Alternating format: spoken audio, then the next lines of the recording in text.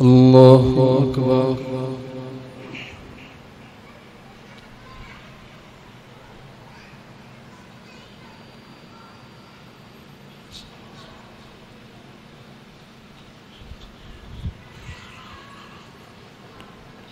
الحمد لله رب العالمين الرحمن الرحيم مالك يوم الدين إياك نعبد وإياك نستعين اهدنا الصراط المستقيم صراط الذين أنعمت عليهم غير المغضوب عليهم ولا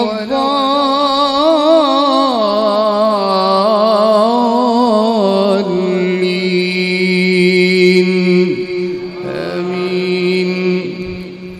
ويسألونك عن ذي القرنين قل سأتلو عليكم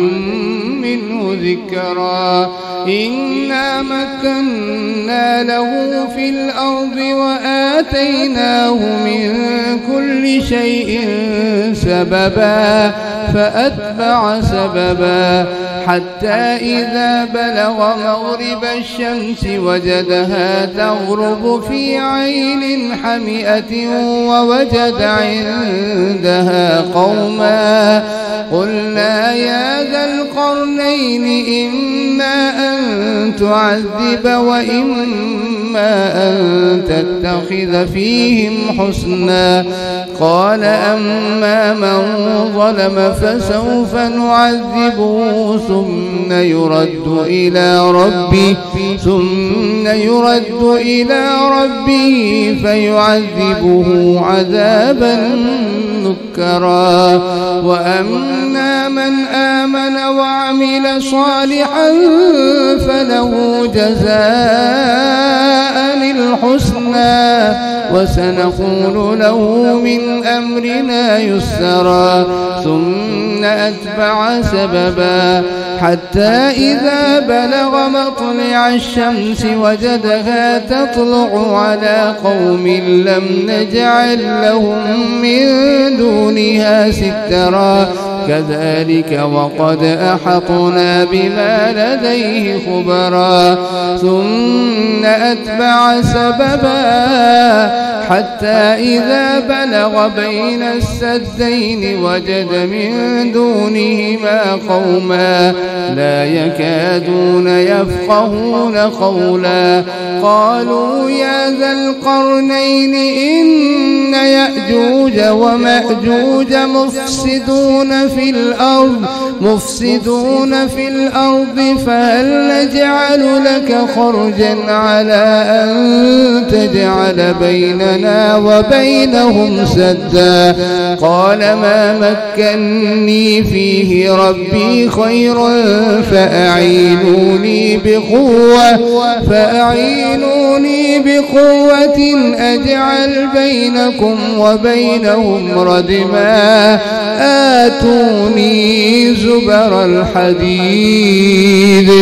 حتى إذا ساوى بين الصدفين قال انفخوا حتى إذا جعله نارا قال آتوني أفرغ عليه قطرا فما استطاعوا أن يظهروه وما استطاعوا له نقبا قال هذا رحمة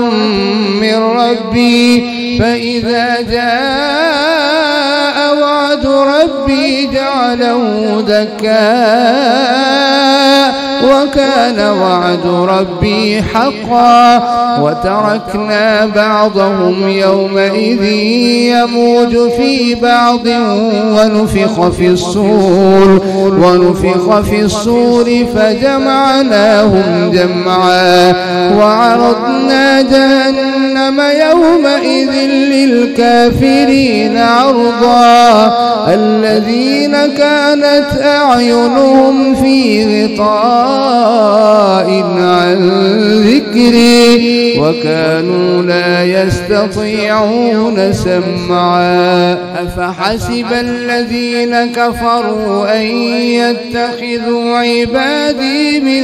دوني أولياء إنا أعتدنا جهنم للكافرين نزلا قل هل ننبئكم بالأخسرين أعمالا الذين ضل سعيهم في الحياة الدنيا وهم يحسبون أنهم يحسنون صنعا أولئك الذين كفروا بآيات ربهم ولقائه فحبطت أعمالهم فلا نقيم لهم يوم القيامة وزنا ذلك جزاؤهم جهنم بما كفروا واتخذوا آياتي ورسلي هزوا إن الذين آمنوا وعملوا الصالحات كانت لهم جنات الفردوس نزلا خالدين فيها لا يبغون عنها حولا قل لو كان البحر مدادا لكلمات ربي لنفد البحر قبل أن تنفد كلمات ربي لنفد البحر قبل أن تنفد كلمات ربي ولو جئنا بمثله مددا قل إنما أنا بشر مثلكم يوحى إلي أنما إلهكم إله واحد فمن كان يرجو لقاء ربه فليعمل